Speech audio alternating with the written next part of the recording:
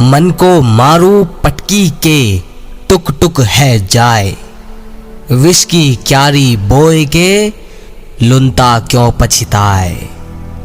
इस दोहे का मतलब है कि मन को पटक कर ऐसा मारूं कि वह चकनाचूर हो जाए, विष की क्यारी बोकर अब उसे भोगने में क्यों पश्चाताप करता है। यही आपकी हालत है। मन करता है तुम्हारा कि मन को मार ही दो, मतलब खुद की जान ले लो। परसों या उससे कुछ दिन पहले की बात है, एक भाई की व्हाट्सएप पर बात हुई थी, तो वो बार बार घुमा फिरा कर ये बात बोले जा रहे थे कि मैंने पिछले बहुत काम किए, बहुत गलत काम किया, अब मुझे पश्चाताप होता है। क्या है ये बताओ, क्या पश्चाताप?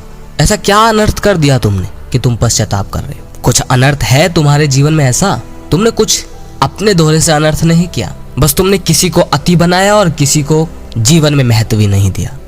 फर्क ये है सिर्फ। अब मैं चाहूं तो इसके ऊपर और लंबी बात खींच सकता हूं, पर मैं सीधे समाधान की बात करूंगा। ध्यान से सुन लो। मन का एक स्वभाव है। क्या स्वभाव है? कि हम किसी चीज को चाहकर छोड़ नहीं सकते। ध्यान रखना, अगर तुम किसी चीज के बारे में ये चाह रहे हो कि वो छोड़ दूं, तो तुम उसे नहीं छोड़ सकते। ऊपर उठ सकते हो पर छोड़ नहीं सकते।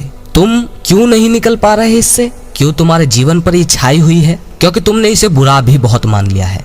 और ये बात स्वीकार कर लो, बुरी नहीं है वो, बिल्कुल भी। उसमें कोई बुराई नहीं है, वो तो शरीर की क्रिया है। अब बात पर आते हैं कि मन का स्वभाव क्या है। मन का स्वभाव यह है कि तुम छोड़ नहीं सकते, छूट जाने दो। क्या बोला मैंने? ध्यान से समझो। छोड़ नहीं सकते, छूट जाने दो। अगर बातें इतनी सामान्य तरीके से समझ में आ जाती तो वीडियो में 50,000 लोग न बदल जाते। बात को समझो, इस लाइन को क्या है। छोड़ नहीं सकते, छूट जाने दो। क्योंकि तुम जब छोड़ना चाहोगे तो मन की प्रवृत्ति ही ऐसी है कि अदबद कर, जानबूझकर मन पर पूरे दिन वही छाई रहेगी। छूट जाने दो का मतलब है कि तुम्हें परवाह नहीं करनी है कि उसे छोड़ूं या ना छोड़ूं, वो बुरी है या अच्छी है, वो बस है और रहेगी। समझ रहे बात को? यहां तुम्हें यही समझना है कि तुम अगर उसे बुरा भी कहोगे तो भी वो तुमसे चिपकेगी, अच्छा कहोगे तो तुम उसमें आनंद ही खोजते रहोगे। जीवन संतुलन से चलता है अगर अच्छा जीवन चाहिए, वरना जी तो तुम कैसे भी लोगे। जी तो एक मोटा इंसान ज्यादा खाकर भी रहा है, दिन रात खाता है, वो भी जी रहा है। लेकिन एक बेहतर जीवन चाहिए तो जीवन में संतुलन होना ही चाहिए। सिर्फ वासना का नहीं, नहीं, ये बहुत छोटी बात हो जाएगी। जीवन के हर एक काम में, हर एक वासना में, हर एक इच्छा में संतुलन होना चाहिए। जैसे ही तुम सभी चीजों में संतुलन लाना शुरू करोगे, तुम देखोगे कि कोई चीज तुम पर हावी नहीं है। फिर तुम उसे छोड़ोगे नहीं, वो छूट जाएगी। जो तुम्हारे लिए अति है वो छूट चुकी होगी।